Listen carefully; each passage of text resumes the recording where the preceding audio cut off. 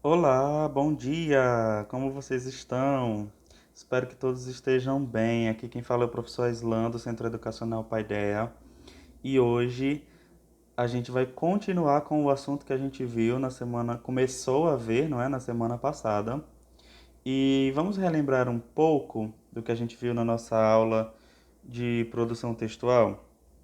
A gente viu a diferença entre prosa, o texto em prosa, e um texto em verso. O que quer dizer isso? Bom, gente, a gente viu algumas características, vocês fizeram até uma atividade de pesquisa, não é? Uma atividade bem interessante, gostei dos textos que vocês pesquisaram, procuraram. Algumas pessoas procuraram uns textos numa linguagem bem diferenciada, não é? Mas o importante é a gente entender o que é um e o que é o outro. Quando eu falo em prosa, eu estou falando do texto mais comum que a gente vê, porque a gente encontra o texto em prosa em vários lugares, nos jornais, nas revistas, nos livros. Como, por exemplo, nesse livro, a gente encontra o texto em prosa porque ele tem esse modelo, ele tem esse molde. É um texto que ele, mesmo depois do ponto, ele continua num parágrafo diferente ou no mesmo parágrafo. É um texto continuado, é um texto que não quebra a sua ideia linha após linha, tá bom? Então, o texto em prosa é o texto que a gente encontra nas revistas, nos jornais impressos, nos livros, tá bom? É esse texto aqui, nesse formato que a gente já conhece bastante. Já o texto em verso, a gente viu na aula passada que quando a gente fala de um poema, que é a forma escrita, não é da poesia, o poema, ele possui versos, que é cada uma dessas linhas. Aqui nós temos um verso, aqui nós temos outro, mais um e o quarto verso. Quatro versos aqui, formando uma estrofe. Então, esse texto que é formado por versos e por estrofes é um texto em verso, é o poema, como a gente conhece. Vejam a diferença entre o texto em prosa, que eu mostrei lá no livro, que é um texto continuado, para um texto em verso. Por exemplo, aqui ó, ele não usou nem ponto, nem vírgula, porque a continuação dessa linha aqui do sentido que ela está colocando termina nessa linha de baixo. Porém, para manter a estética, ou seja, para manter a aparência do texto em forma de poema, em forma de verso, ele quebrou aqui a linha e começou de novo aqui embaixo. Né? Não é aquele texto continuado, igual a gente viu como é o texto em prosa. Essa é a grande diferença entre um e outro. O texto em prosa é aquele que a gente já conhece bastante dos livros.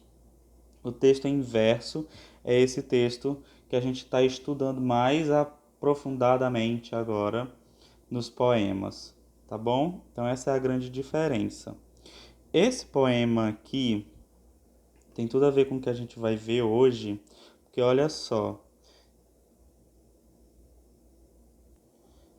ele tem 14 versos e ele é dividido em duas quadras ou dois quartetos e dois tercetos. Olha que linguagem diferenciada, não é? É justamente o que a gente vai ver agora. Vamos entender. Bom, um poema, a estrutura de um poema, tá? Ele é formado por versos, como a gente já viu, estrofes, e depois vem o ritmo e a rima, que formam a sonoridade. Lembram disso da aula passada? Interessante, não é? Bom, vamos falar sobre a estrofe e o verso. Bem, lembra que eu falei agora sobre quartetos, tercetos? Porque é assim que a gente classifica uma estrofe de um poema de acordo com o número de versos. Lembrando, cada verso é uma linha, tá bom? cada estrofe é como se fosse, entre aspas, um parágrafo, mas cada estrofe é uma daquelas partes separadas do poema, tá bom? Então, a gente pode encontrar, ó, estrofes monósticos de um verso só. Olha que legal. A gente pode encontrar dístico, que são 2 versos, uma estrofe contendo apenas 2 linhas ou 2 versos. A gente encontra tercetos, como a gente viu, que são aqueles que têm 3 versos, ó. 1 verso, 2 versos, 3 versos. Isso aqui é um terceto.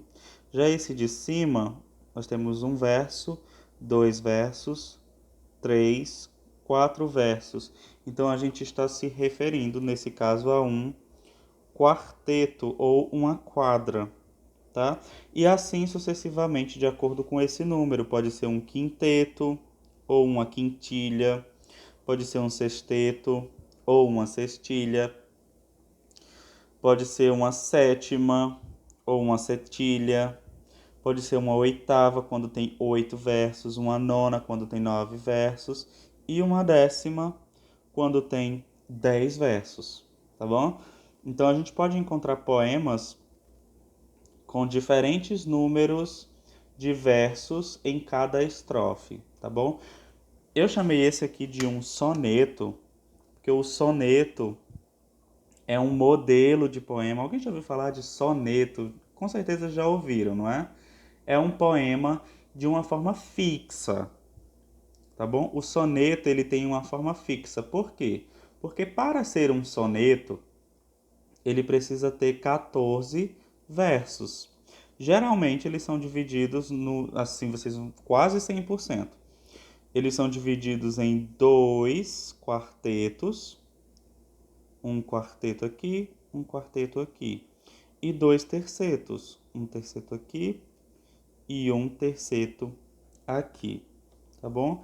Então esse é um soneto, é um modelo fixo, uma forma fixa de poema, tá? Mas é importante a gente lembrar que isso não passa de mais uma forma de fazer poemas. Existem poemas de todas as formas, como a gente já viu. Existem poemas que podem ter essa quantidade de, é, de versos em cada uma das estrofes, não é? Existem poemas que preenchem livros todos, existem poemas pequenininhos, existem poemas de apenas uma estrofe contendo um quarteto, por exemplo. Isso vai variar muito. E existem poemas que nem têm estrofes. Existem poemas que só tem versos, que os versos vão até o fim do poema, linha após linha. Isso varia muito, porque como é uma forma de arte, as pessoas no decorrer do tempo foram variando a sua forma de escrever, não é?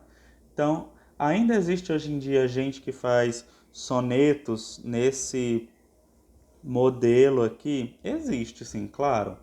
Mas não é algo que é obrigatório para a gente dizer que aquilo é um poema, tem que ser nesse molde aqui, tem que ter quartetos, tem que ter tercetos, tem que ter sétimas ou sextetos. Ok, pessoal, então existe essa grande variação de tipos de poemas. Bom, por hoje a gente vai ficar com estrofe e verso. Na próxima aula a gente vai ver vários tipos de rima e vocês vão ver como é interessante a gente perceber essas rimas dentro de um poema. É muito legal, tá bom? A gente vai falar sobre sonoridade na próxima aula. Na atividade para hoje, vocês vão trabalhar com estrofes e versos, tá bom? Ó, eu vou colocar bem aqui assim, que é para vocês poderem dar pausa no vídeo e acompanharem cada uma dessas palavras, porque a gente vai classificar algumas estrofes de acordo com o número de versos, tá bom? E lembrem-se do que é um soneto. tá? Porque a gente também vai falar sobre isso na atividade. Então, tchau, tchau, pessoal. Saudades de vocês, tá bom? Espero que tenham compreendido bem. Qualquer dúvida, estarei no privado para falar com vocês. Tchau.